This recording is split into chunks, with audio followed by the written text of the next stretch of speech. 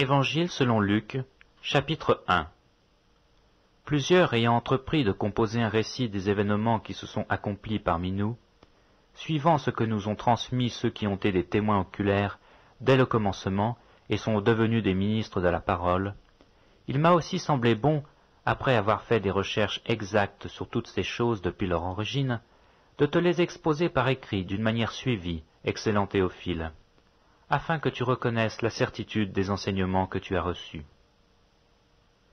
Du temps d'Hérode, roi de Judée, il y avait un sacrificateur, nommé Zacharie, de la classe d'Abia. Sa femme était d'entre les filles d'Aaron, et s'appelait Élisabeth. Tous deux étaient justes devant Dieu, observant d'une manière irréprochable tous les commandements et toutes les ordonnances du Seigneur. Ils n'avaient point d'enfants, parce que Élisabeth était stérile, et ils étaient l'un et l'autre avancés en âge. Or pendant qu'il s'acquittait de ses fonctions devant Dieu, selon le tour de sa classe, il fut appelé par le sort, d'après la règle du sacerdoce, à entrer dans le temple du Seigneur pour offrir le parfum. Toute la multitude du peuple était dehors en prière, à l'heure du parfum. Alors un ange du Seigneur apparut à Zacharie, et se tint debout à droite de l'autel des parfums. Zacharie fut troublé en le voyant, et la frayeur s'empara de lui.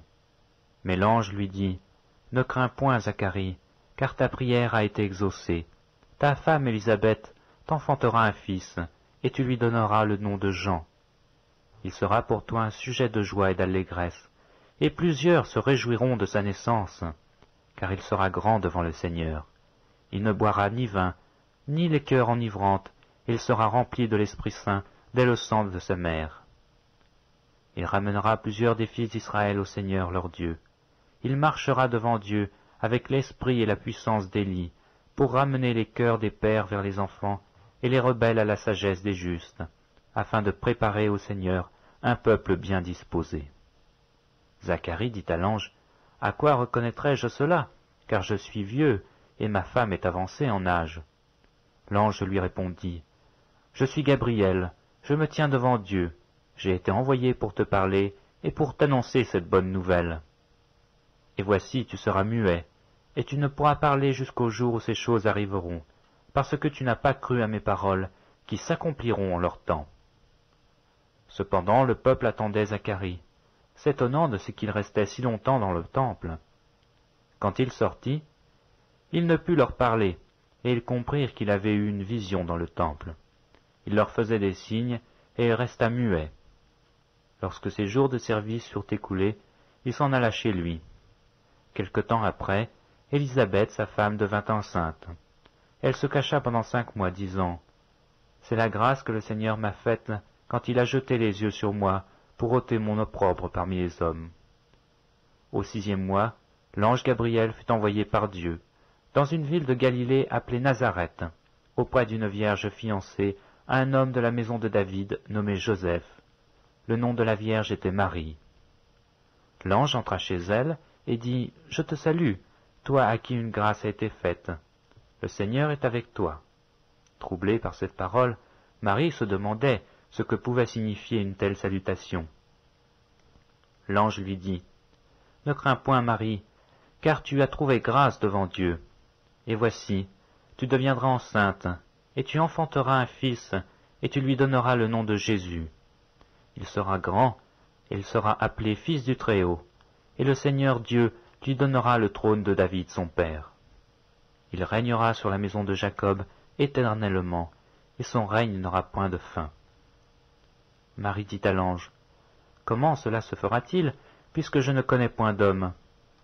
L'ange lui répondit, « Le Saint-Esprit viendra sur toi, et la puissance du Très-Haut te couvrira de son ombre.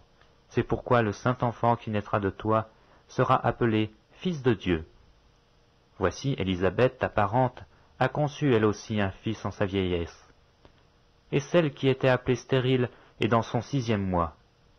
Car rien n'est impossible à Dieu. » Marie dit, « Je suis la servante du Seigneur, qu'il me soit fait selon ta parole. » Et l'ange la quitta.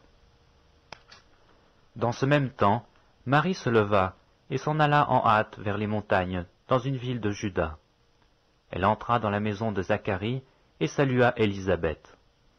Dès qu'Élisabeth entendit la salutation de Marie, son enfant tressaillit dans son sein, et elle fut remplie du Saint-Esprit. Elle cria d'une voix forte, « Tu es bénie entre les femmes, et le fruit de ton sein est béni. Comment m'est-il accordé que la mère de mon Seigneur vienne auprès de moi? Car voici, aussitôt que la voix de ta salutation a frappé mon oreille, l'enfant a tressailli d'allégresse dans mon sein. Heureuse celle qui a cru, parce que les choses qui lui ont été dites de la part du Seigneur auront leur accomplissement. » Et Marie dit, « Mon âme exalte le Seigneur, et mon esprit se réjouit en Dieu mon Sauveur, parce qu'il a jeté les yeux sur la bassesse de sa servante. Car voici, désormais toutes les générations me diront bienheureuse. Parce que le Tout-Puissant a fait pour moi de grandes choses, son nom est saint, et sa miséricorde s'étend d'âge en âge sur ceux qui le craignent. Il a déployé la force de son bras, il a dispersé ceux qui avaient dans le cœur des pensées orgueilleuses. Il a renversé les puissants de leur trône, et il a élevé les humbles. Il a rassasié de bien les affamés, et il a envoyé les riches avides. Il a secouru Israël son serviteur, et il s'est souvenu de sa miséricorde. Comme il l'avait dit à nos pères, envers Abraham et sa postérité pour toujours, Marie demeura avec Élisabeth environ 3 mois, puis elle retourna chez elle. Le temps où Élisabeth devait accoucher arriva, et elle enfanta un fils. Ses voisins et ses parents apprirent que le Seigneur avait fait éclater envers elle sa miséricorde. Ils se réjouirent avec elle. Le 8e jour, ils vinrent pour circoncire l'enfant, et ils l'appelaient Zacharie du nom de leur père.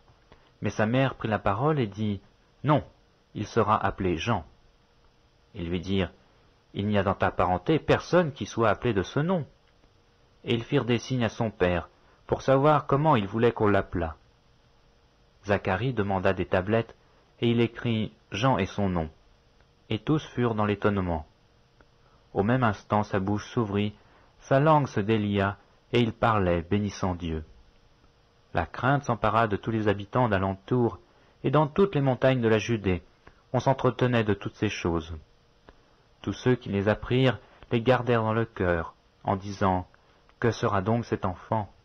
Et la main du Seigneur était avec lui. Zacharie, son père, fut rempli du Saint-Esprit, et il prophétisa en ces mots. « Béni soit le Seigneur, le Dieu d'Israël, de ce qu'il a visité et racheté son peuple, et nous a suscité un puissant sauveur dans la maison de David, son serviteur. Comme il avait annoncé par la bouche de ses saints prophètes des temps anciens, un sauveur qui nous délivre de nos ennemis et de la main de tous ceux qui nous haïssent. C'est ainsi qu'il manifeste sa miséricorde envers nos pères, et se souvient de sa sainte alliance, selon le serment par lequel il avait juré à Abraham notre père, de nous permettre, après que nous serions délivrés de la main de nos ennemis, de le servir sans crainte, en marchant devant lui dans la sainteté et dans la justice tous les jours de notre vie. Et toi, petit enfant, tu seras appelé prophète du Très-Haut, car tu marcheras devant la face du Seigneur pour préparer ses voies, afin de donner à son peuple la connaissance du salut par le pardon de ses péchés, grâce aux entrailles de la miséricorde de notre Dieu, en vertu de laquelle le soleil levant nous a visités d'en haut, pour éclairer ceux qui sont assis dans les ténèbres et dans l'ombre de la mort, pour diriger nos pas dans le chemin de la paix. Or l'enfant croissait et se fortifiait en esprit, et il demeura dans les déserts jusqu'au jour où il se présenta devant Israël.